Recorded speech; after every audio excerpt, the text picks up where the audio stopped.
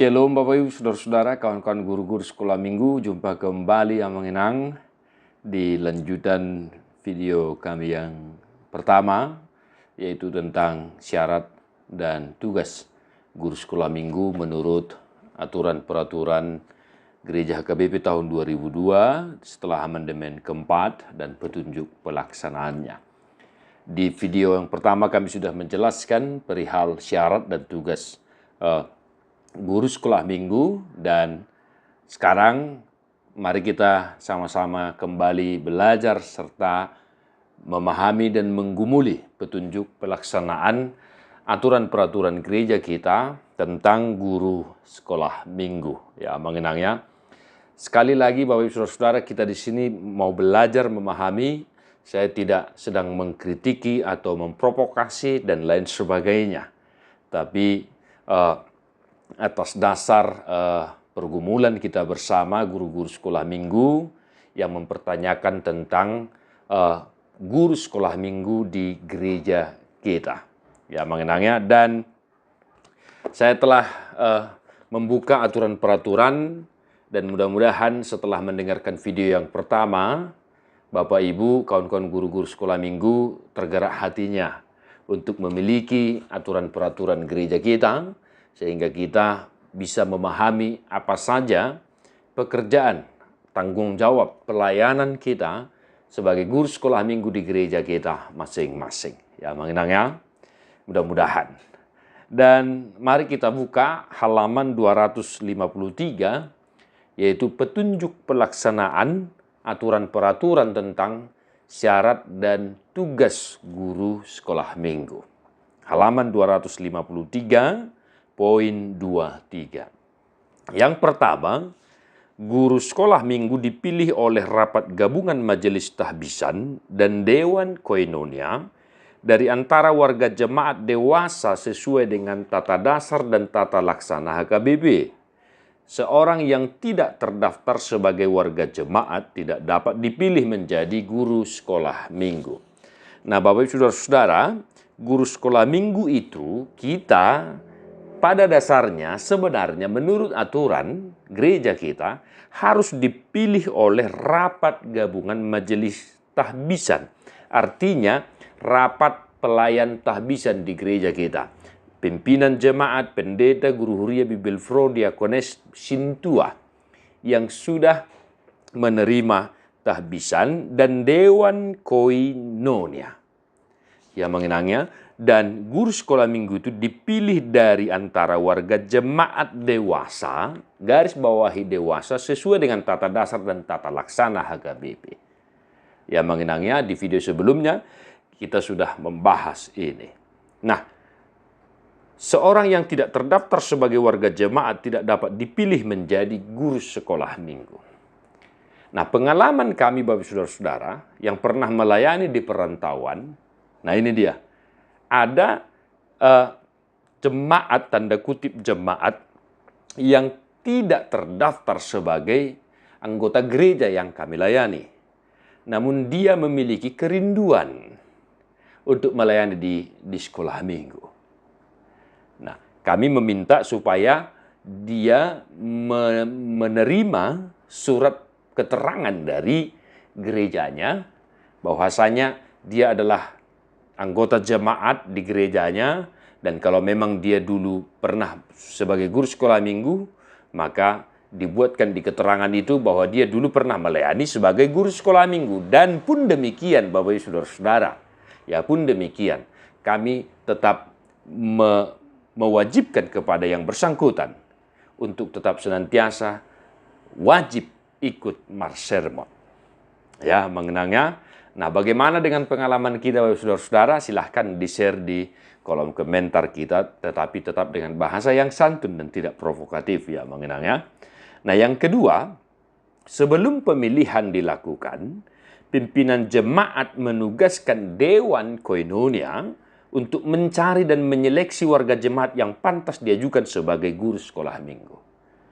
Nah, Bapak Ibu Saudara-saudara, sebelum dilakukan pemilihan, sebelum kita dipilih, ya, sebelum kita dipilih, dewan koinonia lah yang mencari dan menyeleksi warga jemaat, menyeleksi kita untuk diajukan sebagai guru sekolah minggu. Nah, Bapak Ibu saudara-saudara, di gereja tanda kutip yang sudah termasuk kategori maju, Bapak Ibu saudara-saudara, ini sangat-sangat dilakukan, yaitu seleksi sebagai guru sekolah minggu. Bahkan gereja di ibu kota yang pernah kami tahu, ya, mereka mewajibkan adanya kurikulum vitae. Ya, Bapak Ibu saudara-saudara, mereka ketat dalam hal ini.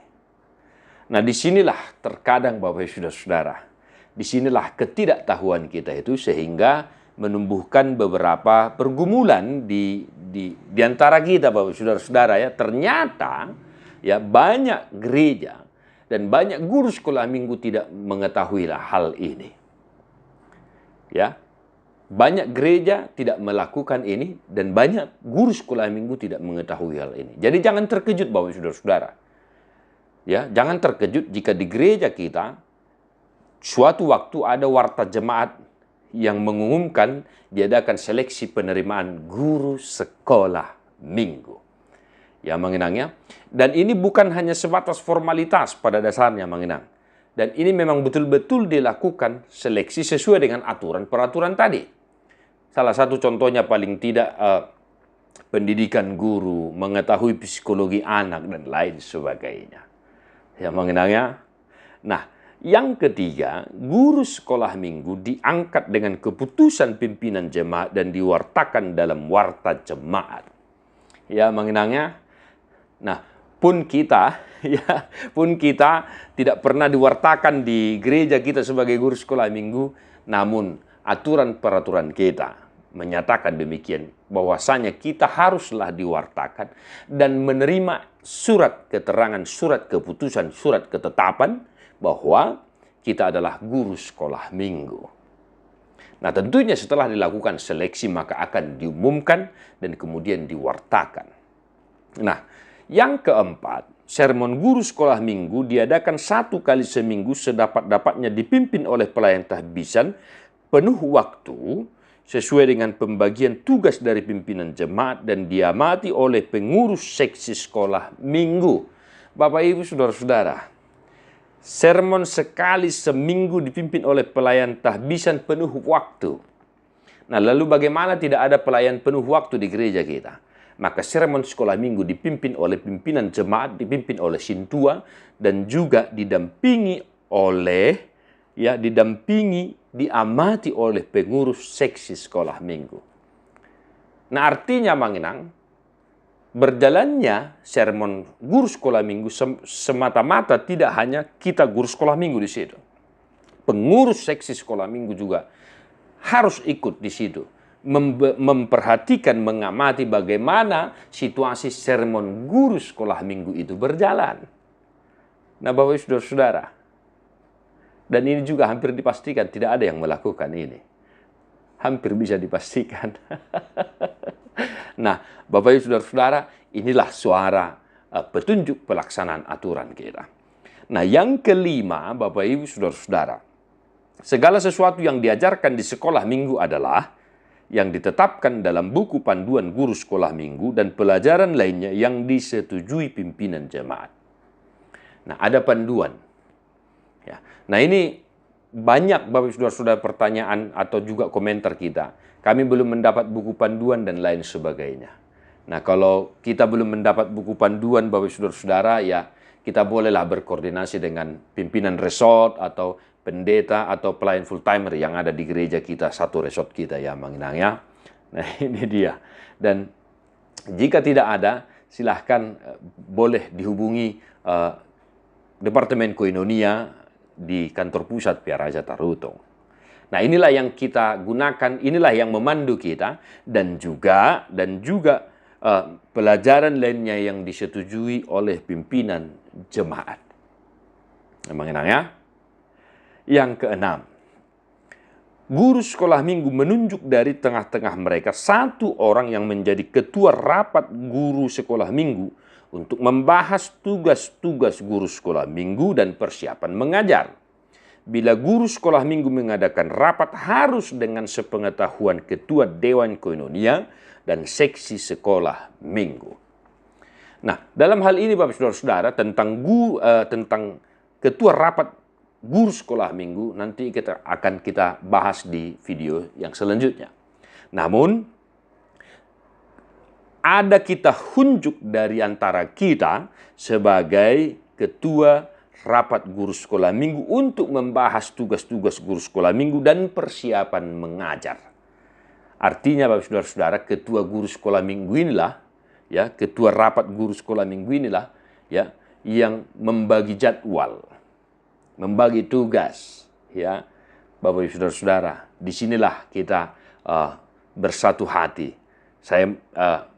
Artinya saya mau ke horong ini, saya mau ke horong itu, saya mau sebagai hari tahun, saya mau sebagai pengumpul persembahan dan lain sebagainya.